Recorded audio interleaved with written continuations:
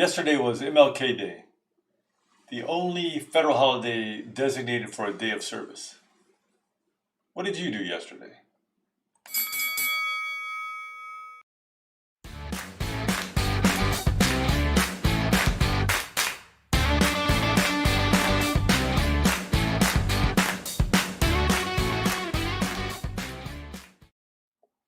Welcome. This is the Mortgage Banking live stream. Today is January 19th, 2021. This is the Mortgage Banking live stream. I'm Troy at Garris Horn. We're not just here to entertain, we're here to connect you with people and information, here to educate you, here to connect you with ideas. We're going to talk about a little politics, a little business, a little regulation. Tomorrow is the first day of the new administration. We're going to talk a little bit about that. If you have any questions, send those in. You can post them in the comments. You can text me. You can call me. We'll try to get any of that information that is appropriate for the show on the air, either in this live stream or the next one, or the soon here in these live streams. You can contact me at the information that's right down in the description below on the YouTube channel. My phone number's down there. My email address is down there. A couple shouts out as we get started. February 22nd and 23rd, the TMBA is having its secondary mortgage conference. Now, this is a fantastic conference, guys. The Texas MBA, people know that it's dear to my heart. I'm very active in that association. And they are having their secondary marketing conference. It's always, especially for the people that are involved heavily in secondary marketing, some great speakers. This is all going to be virtual, so you don't have to go anywhere. You can do it from your desk or for your home, from your pajamas if you want to, in the traditional COVID-19 safe environment. And that's the 22nd and 23rd of February. Just 1 month later, actually, we don't know how it's going to play out yet because, as we all know, the situation health-wise is evolving.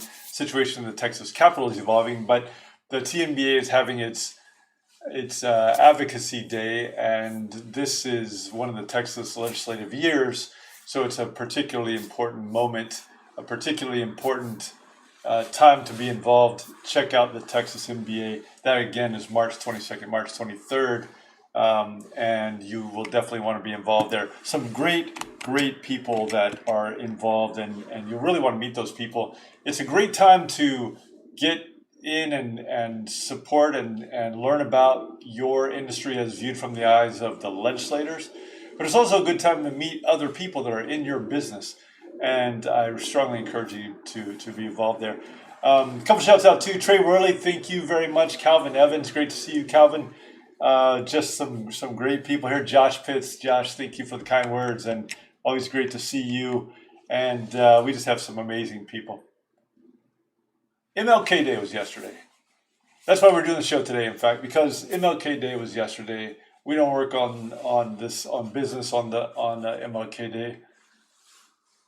Only a third of employers recognize the day, actually. It's a little unusual to me because I think people get bogged down in the details, of course, in how they view various aspects of the various issues and arguments and details about the inequality or equality and justice and injustice that we have in our country. But I think if you look around and talk to people in America, I think the great majority, overwhelming majority of people will agree on the concepts that are embodied in the what is the legendary man of MLK Jr. And yet only about a third of employers actually recognize that day. It's a federal bank holiday, of course, but only about a third of people of employers actually have that day as a day off. I think fewer people even think of it as a day of service. I don't know why that is, but it seems like a lot of people just don't know about it. So that's part of the reason I'm here telling you about it. What did I do yesterday? I got up early. I did some reading. I did some work in the community a little bit and focus on some ideas of what we can bring to the community in terms of this show and how we can get information out to people. And that's why I'm mentioning it here today, because in fact, I think that the word is just not out there broadly enough. We have a lot of really good people in our industry, just some really good people. I think if they think of this, they will embrace that a little more heartily. Couple other points. We're hiring, by the way. I've mentioned this before. So if you know some good attorneys out there, not people who work for our clients, of course, but if you know some good attorneys out there, let me know or tell them to call me. And we are looking to talk to some people, some key people too. So if people that are of partnership quality, you think perhaps, particularly in the mortgage banking business, let them know that we are looking to talk to people. This is a great business, and we love the people that are involved in this industry. A little bit about politics. Now, as you know, tomorrow is President-elect currently Biden's first day, and he has announced his priorities just in recent days. He's mentioned in particular four, and these seem like four that you may want to pay attention to. So COVID, of course, right? COVID off the top, but also the economic downturn. And in our business, in the mortgage banking industry, the business seems to be going pretty well at the moment, although rates have ticked up some. And there are some signs of both positive and negative aspects of the marketplace as this evolves. I was just with a few people recently at one of my, here in town, at one of my, at a little get together. And there are people that are really being cautious in this industry at the moment and realizing, these are senior people, and they're realizing that, and they understand that great times don't go on forever. So they are being cautious in the way that they approach that. And it's probably a good idea. But so he talked about the economic downturn. He talked about systemic racism and inequality. So that's an area that you need to be focused on because, as you know, the fair lending issues that have continued even under the current administration, those still are going to be an area of particular focus. Also, he mentioned the climate crisis, and climate change, and so these are definitely areas where we're going to see a lot of focus. In addition, just yesterday on MLK Day, President Biden's team nominated Rohit Chopra to lead the CFPB. So people have been wondering who's going to be nominated. People were pretty sure that it wasn't going to be the same director, Director Craniger, who's been there under President Trump for most of the time. People were pretty sure that it was not going to continue to be her, but they weren't sure entirely, and they weren't sure who it was going to be. But so Rohit Chopra, he worked with Senator Warren in setting up the CFPB early on. Later on, he worked at the CFPB specifically and was heavily focused on the student lending business. Then he went over and became a commissioner at the Federal Trade Commission, where he has been for a while. And I will note that at the FTC, which has a more balanced, it's a commission, right? So it's a more balanced array of people, both from the Democratic and Republican sides. But anyway, so he was unanimously approved over there whenever he was nominated back in 2018. But nevertheless, he is a person that one would think would be relatively consumer advocate friendly and leaning. Although, he's a smart guy, and he's been around for a long time. And one good thing about smart people is they are able to learn, and you can talk to them and you can help them understand how things work from your perspective. And so there's some hope there, I think. And what next moves the CFPB takes, of course, is to be seen. But we do think that during confirmation, we can expect a fairly friendly Senate in terms of bringing in and approving, confirming Rohit Chopra. We also, I think, can expect a good amount of continued focus on the fair lending issues. I'll also note that the FFIEC just last month, in fact, released data. Now this is data regarding the agencies that regulate depositories who have Community Reinvestment Act obligations, but they released data on small businesses, farming, and community development. And so again, there's just this ongoing focus, this ongoing information and emphasis on fair lending issues, and I would expect that that's going to continue. let's talk business just a moment. So mortgage applications last week were up, and they were up pretty healthily, 16.7% from the week before, and that's a good sign. Although I will tell you that again, rates have ticked up a little bit, and so this is an ongoing data point that people need to focus on. As we've seen the applications numbers bounce around, so we think they're at a fairly healthy point, because 1 week they'll be up a little bit, 1 week they'll be down a little bit. That's actually a good sign, so that they're not jumping off the page. But this is a pretty big number, 16.7%, and so it's something you definitely want to keep a watch on, but also take advantage of these opportunities while you have them.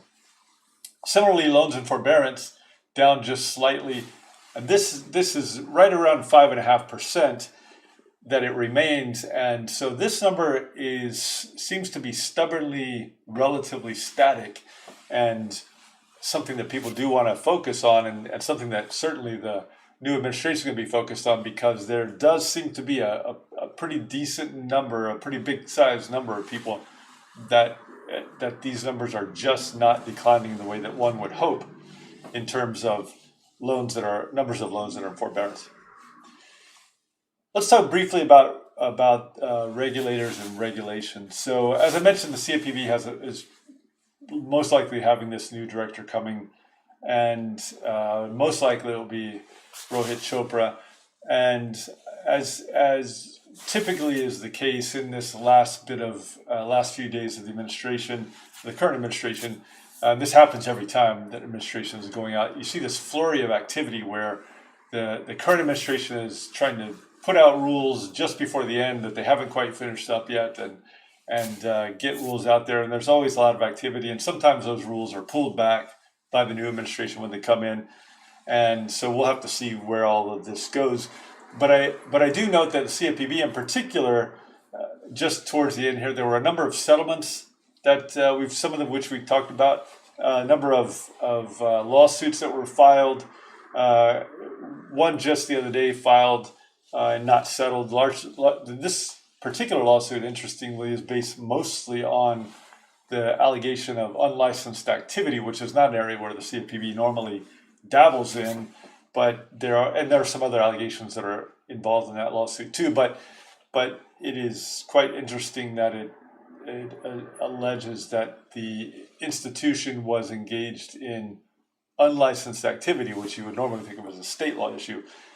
If you want some information, you want to chat about why the CFPB would be going after somebody like that, I can send you the order. Give me a buzz, or shoot me an email, and I'll send you not the order, but the complaint that was filed, and it's public information. There's also a final rule on industry guidance that was just put out by the CFPB, and the CFPB basically said that guidance is guidance.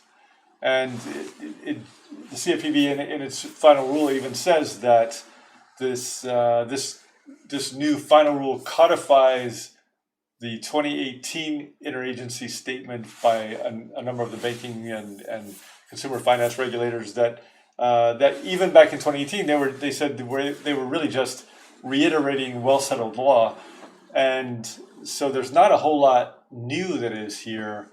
And nevertheless, this so-called guidance, this final rule on guidance, says that guidance really isn't the law, and that's kind of what it is. So if you want to talk about that, give me a buzz and let me know, and we can chat about that.